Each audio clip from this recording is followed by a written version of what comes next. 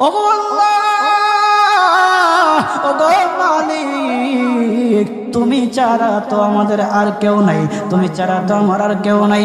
আল্লাহ গো, তুমি যদি মাফ না করো কে আমাকে মাফ করবে? তুমি যদি মাফ না করো কে আমাকে মাফ করবে?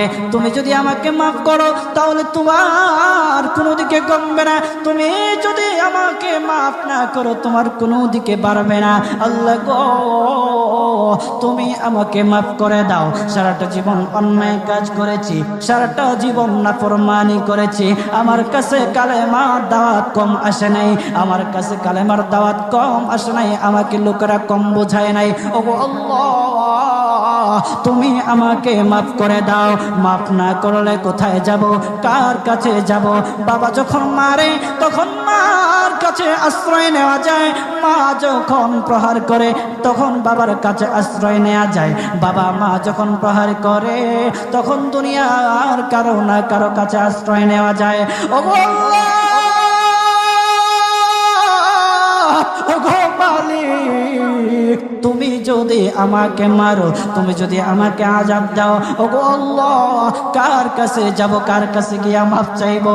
ওগো আল্লাহ, মেহেরবানি করে মাফ করে দাও। এইরকম কান্না করতেছে, কান্না করতেছে, চোখের পানি তার এমন ভাবে পড়তেছে, দাড়ি ভিজতেছে, দাড়ি ভিজে জমিনের মধ্যে চোখের পানি পড়তেছে, কান্না করতেছে।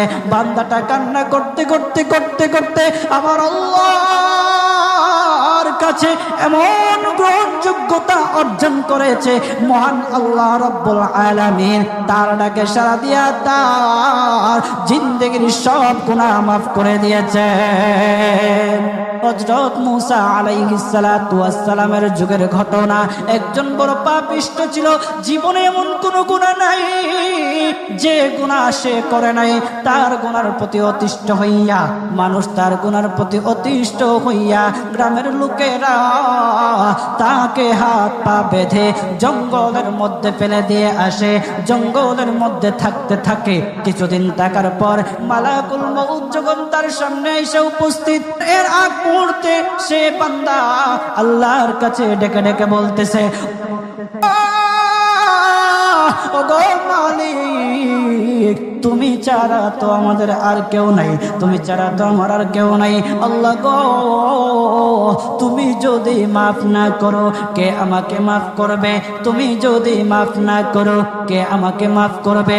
তুমি যদি আমাকে মাফ করো তাহলে তোমার কোনো দিকে কমবে না, তুমি যদি আমাকে মাফ না করো তোমার কোনো দিকে বাড়বে না।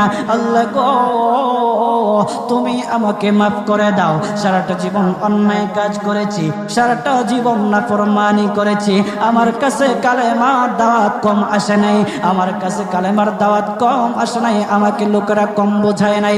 ওগো আল্লাহ, তুমি আমাকে মাফ করে দাও। মাফ না করলে কোথায় যাব, কার কাছে যাব?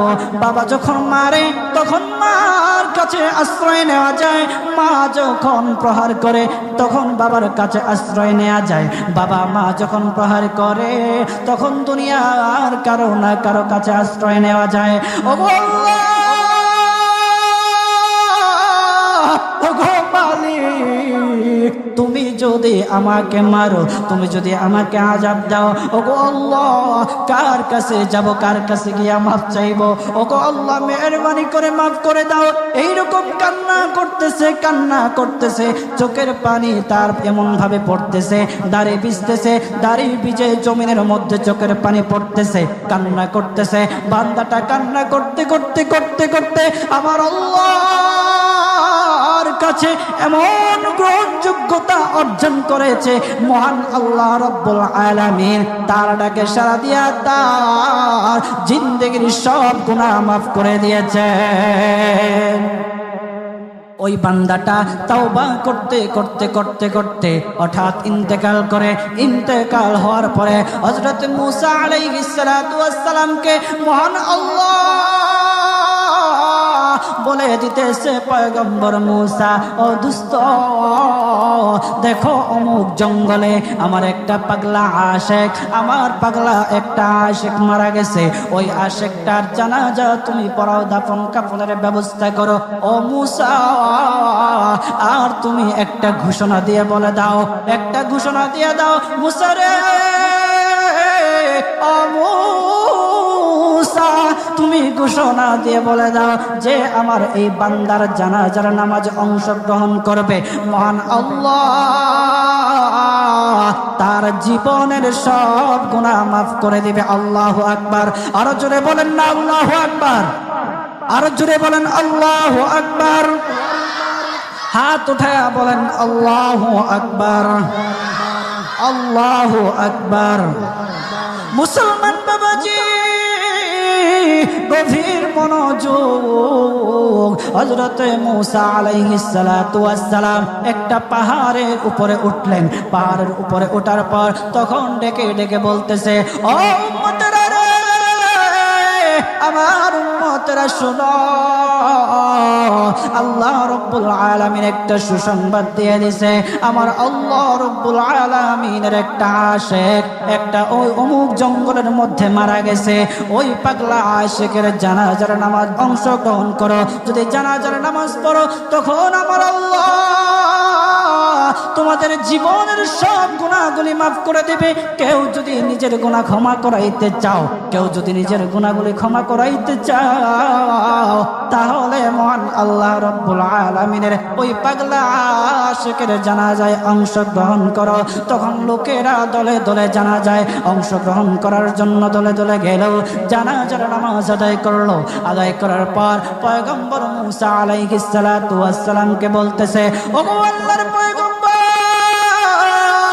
ও পয়গম্বর, যারা জানাজায় অংশগ্রহণ করার কারণে মহান আল্লাহ তার জীবনের সব গুনাহ মাফ করে দেবে, এমন মহা ব্যক্তি তো, এই মহান ব্যক্তিটাকে তো একটা নজরে দেখা দরকার, অবশ্যই দেখা দরকার, আমাদেরকে সেই ব্যক্তিটাকে দেখান। তখন মূসা আলাইহিস সালাতু ওয়াস সালাম বলতেছে, ঠিক আছে, তোমাদেরকে দেখানো হবে। তখন যখন দেখাতে গেলেন, দেখানোর সাথে সাথে লোকেরা বলল, পয়গম্বর, আপনি কি বলেন, এই লোকটাকে তো আমরা ভালো করে চিনি, ওই লোকটা বড় পাপিষ্ঠ ছিল, বড় অন্যায়কারী ছিল, বড় জুলুমকারী ছিল। ওগো পয়গম্বর, সমাজে এমন কোনো গুনাহ নাই যে সে করে নাই, সমাজে সব গুনাহ করেছে, সমস্ত গুনার সাথে সে জড়িত ছিল, সে জড়িত ছিল। তার গুনার কারণে, তার গুনার কারণে আমরা অতিষ্ঠ হইয়া তার হাত পা বেঁধে আমরা তাকে জঙ্গলের মধ্যে ফেলে দিয়ে আসি। এই পাপিষ্ঠ বান্দা আল্লাহ তাআলার বড় আশিক হতে পারে কিভাবে, আল্লাহ তাআলার প্যারা হতে পারে কিভাবে? পয়গম্বর মূসা আলাইহিস সালাতু ওয়াস সালাম আল্লাহর কাছে ডেকে ডেকে বললেন, আল্লাহ, লোকেরা কি বলতেছে আর তুমি কি বলো? ওগো আল্লাহ, এর সমাধান কি, এর সমাধান কি?